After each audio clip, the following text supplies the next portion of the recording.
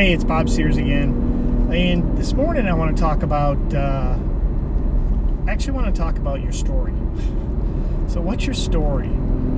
And Tony Robbins always talks about you having this story, but I want to know what your story is that you tell yourself that limits your belief system and that really holds you back from doing the things you want. Whether it's, creates the fear, right? Remember we talked about decisions. Our mind is really good at protecting us. It's not so good at helping us succeed. And a lot of times those decisions are based on a story that our mind has developed that, again, may be accurate or not accurate. Typically it's not accurate, but we have a full belief system in it. And what happens is, because we believe so much in that story, we don't do things.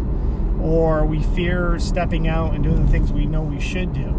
Again, I'll say it, and I've said it before, and I learned it from one of my first mentors.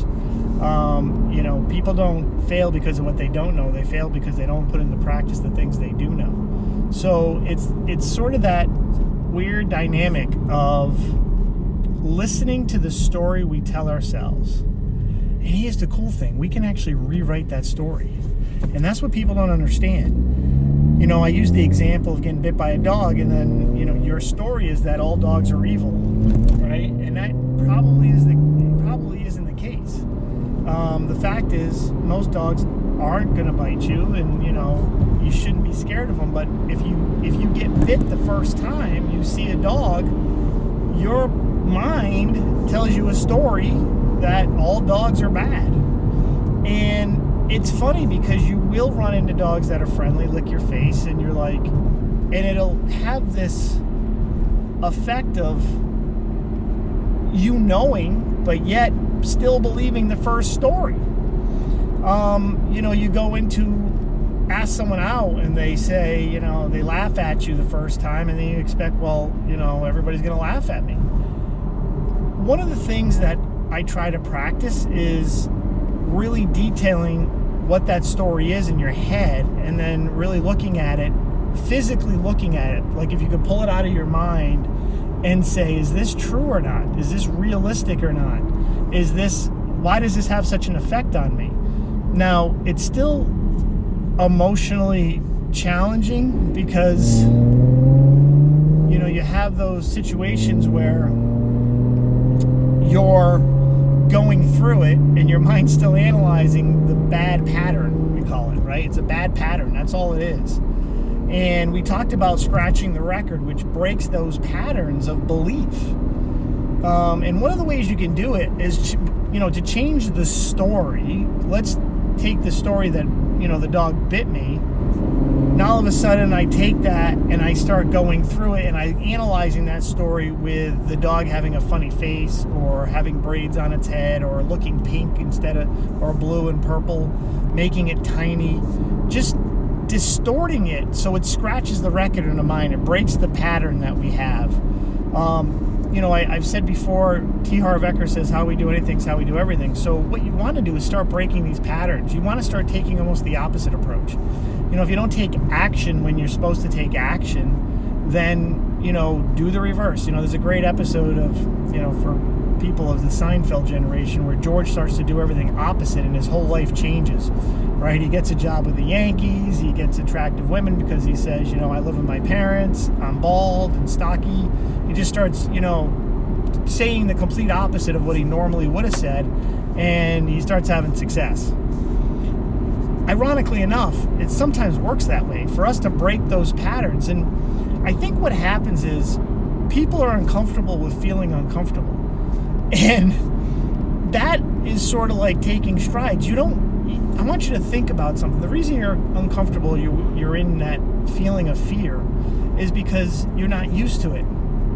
So when I went to school for aviation, the first time I flew an airplane, probably the second time I flew an airplane, I started going off the runway as we were taxiing out. Like we were taxiing down the runway, we're hitting what we call liftoff speed, right? I think it was V1 or VR is V rotate. So I'm about to, I'm just getting up to speed, and all of a sudden the plane starts going to the left, and my instructor jumps on the right rudder, pulls us back in, and we kind of take off, and he goes, dude, You never, ever, ever let the plane react. You take over and stay in front of the airplane. And I was like, okay. But the reason those things happen and the reason we get nervous is we're not good at it yet.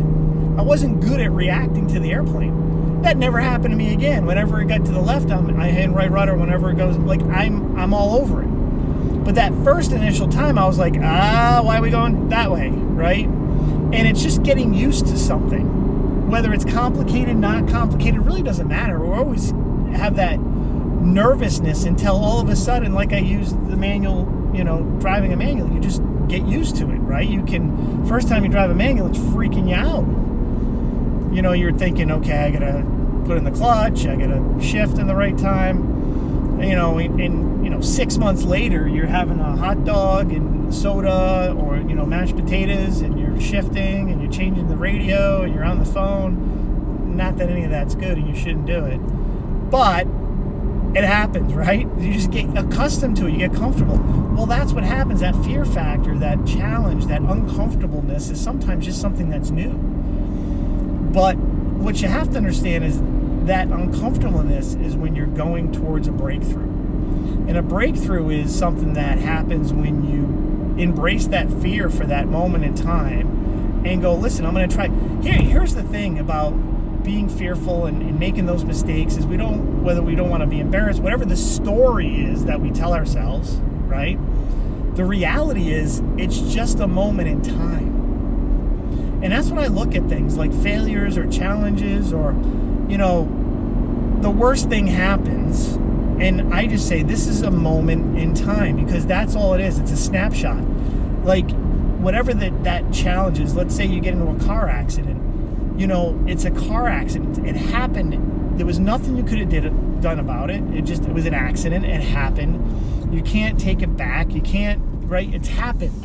And when life things happen, we just got to go, okay, that happened, whether it's good or bad. You got to live up to your problems. And what does that mean? When you have like a life challenge that's a 5 and you're feeling like a 2, well, a 5 seems pretty big, right? It seems challenging.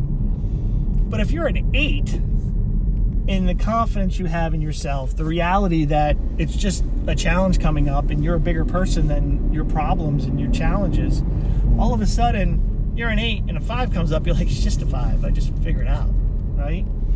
That's why wealthy, successful people focus on the solution rather than the problem.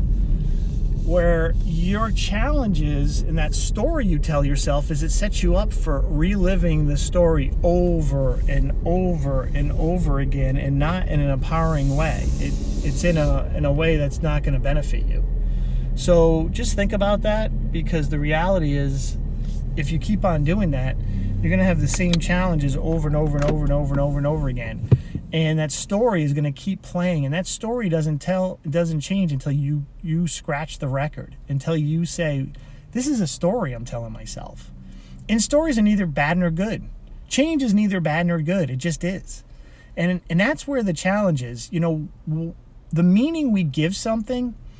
Years ago, I remember when I first started in personal development, I almost wanted to write a book based on your perspective of things. The way your perspective is your belief system. And it really, learning that changed a lot in how I decided I was going to look at things. And a lot of times we look at something that one person can look at something that's completely, they believe is the worst thing that could happen. Another person looks at it and it's like it's just a blip on the radar screen. Why? Because they each have a different perspective and give different meanings to whatever that is. Someone breaks up with their boyfriend or girlfriend and it's like the worst thing that ever happened to them, and someone else is going, yoo-hoo, I'm free from that person that was not making me be who I needed to be or was challenging my life, and now I can go on and they can be happy and find someone that fits them better, and I can do the same thing. It was the same thing. So what's your story? Think about that over the weekend. Like, really delve into what are the stories that I tell myself that are not empowering me to reach the levels of success that I want to live. And then also remember, you're one decision away from really having your dream life. Have a great weekend. I'll talk to you soon.